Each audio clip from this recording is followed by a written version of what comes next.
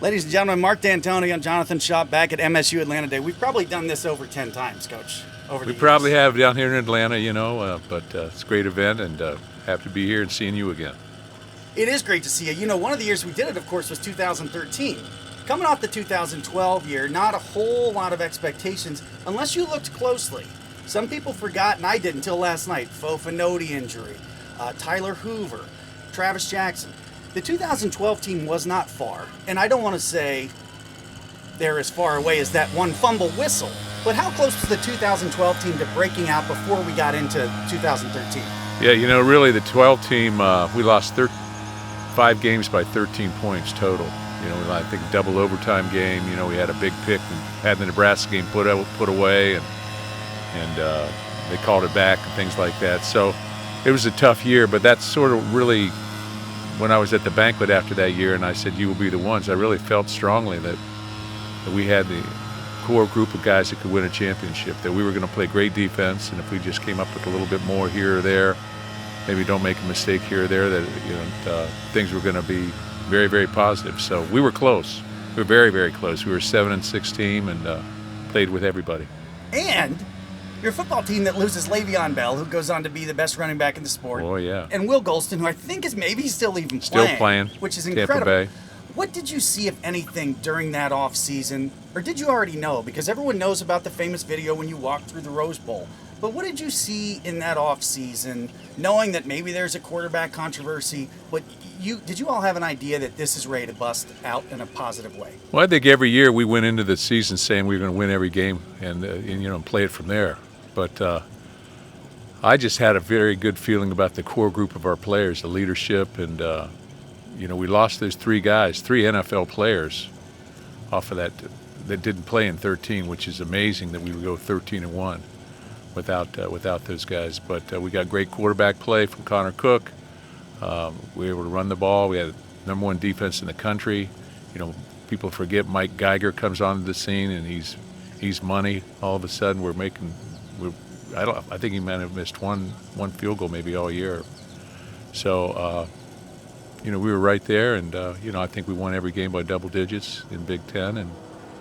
But you never really know. But I had a good feel because of the core group of people at the leadership position, and they were ready to go and they were confident. You and I may disagree on this one. I think the team took off at Illinois when they seemed to put the foot on the gas. Others have pointed to a game maybe earlier in the year. From your perspective, kind of the most important on the football program, where was the point where you maybe thought to yourself, or looking back, you realized, okay, this is where this thing went from potentially good to potentially great? Really, there were a lot of different turning points in the season, really. But the Iowa game was really very, very, very big.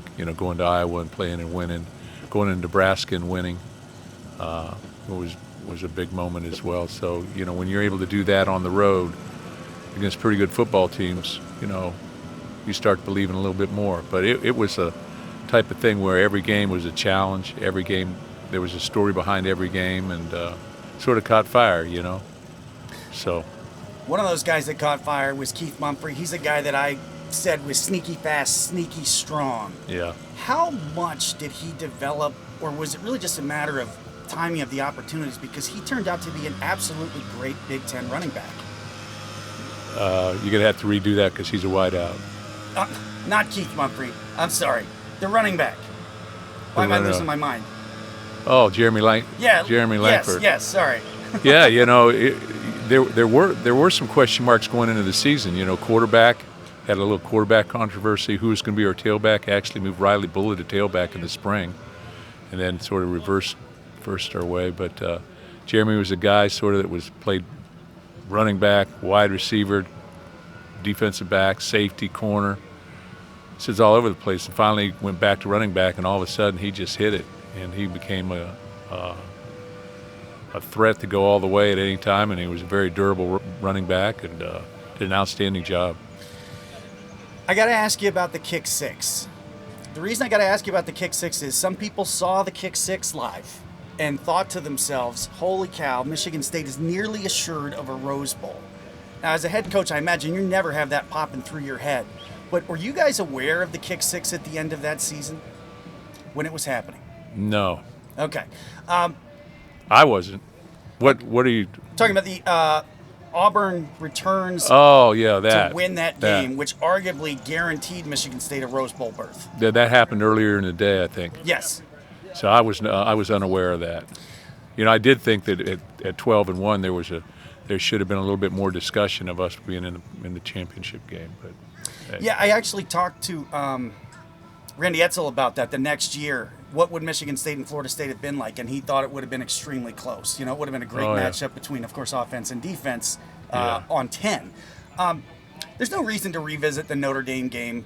It's revisionist history. The game was called how it was called, and you never know how the season's going to go after that. But there is maybe a point to make about your team putting its foot and moving forward from a frustrating day. Yeah, I thought we did a good job bouncing back from that football game. There were 5 pass interference penalties, and I was on the phone. And we had a bye the next week, which probably was a good thing, so we could sort of settle ourselves a little bit. And a lot could be talked about whether I should have went back with Connor Cook or not. But I also felt like Andrew Maxwell deserved an opportunity to show, even though it was a tough situation for him. But I don't know. I talked to Bill Carrillo. I talked to all the different people, and I have people agreeing with me. But the one thing that I found in coaching, you can bitch and moan about a call, whether it be on the sideline or after the game, but nobody's ever picked up the flag and says, "You know what, Coach, you're right." They still haven't, have they? They've never picked it up. So you got to deal with it and you got to move on. And I thought we did a good job moving on. Part of the legacy of this team is it really took everybody from top to bottom. Yeah, starting with the We Are One campaign when you first got there. Fast forward, and it all kind of comes together. Everybody plays a role. This is an exciting year. It's a 10th anniversary year. We're going to walk through every game. Again, I'm going to walk back through them through all the game stories, which will be a lot of fun because there's a lot of stuff we forget. You have not forgotten apparently anything, but there's a lot of stuff that fans forget. When you look back here, starting the 10th anniversary, there's going to be a lot of celebration, I'm sure, this year. What do you think is a standout legacy of this football team in 2013? Well, the legacy of the team is a championship team. Not that we didn't win a championship we were co-champions in 10. But if people really want to look back, this journey to the Rose Bowl started back in 07. I'm actually going to write a book, or started to write a book, on sort of the whole thing getting there. But that didn't just happen that year. That started in 07 when we got there. And Mark Hollis said, this won't end until we put our feet in the middle of the Rose Bowl at the 50-yard line. And that's where it ended. But so there's so many different things that went into this season. And legacy of the team, what I would like to say is, what was our phrase? Chase it that year. Yes, it was not P4RB. It might have been Chase It. People forget how close we were to being there in 11 against Wisconsin. So when we got back to the championship game and there was Ohio State to play, we'd been in that locker room before. We'd had a tough day. We'd had some adversity, but again, after the game, it's like, hey, we did the best we could do. Got to move forward and learn from these things and make it a positive. And I think that's what we did. When we got back there, we were ready to go. One day we should revisit the ruling on the 2011, the roughing the punter, because I had that rule posted on my refrigerator for 2 years. Yeah. That section of the rule, but that's for another day. He is Mark Dantonio. My guy, the head referee. Every time he sees me, he still hangs his head and says, "I hated making that call."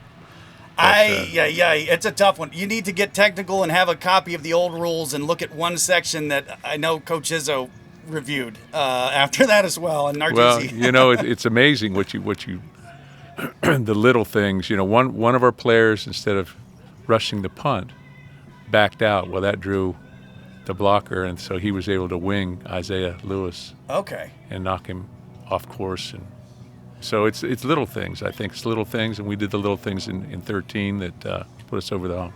Yeah, I don't know that you've ever talked about that specifically, so I appreciate that little nugget too. Folks, he's Mark Dantonio, all-time winningest coach in Michigan State history. To many, the greatest coach in Michigan State history. Thanks for spending the time to revisit 2013. Thanks for having me on, and go Green.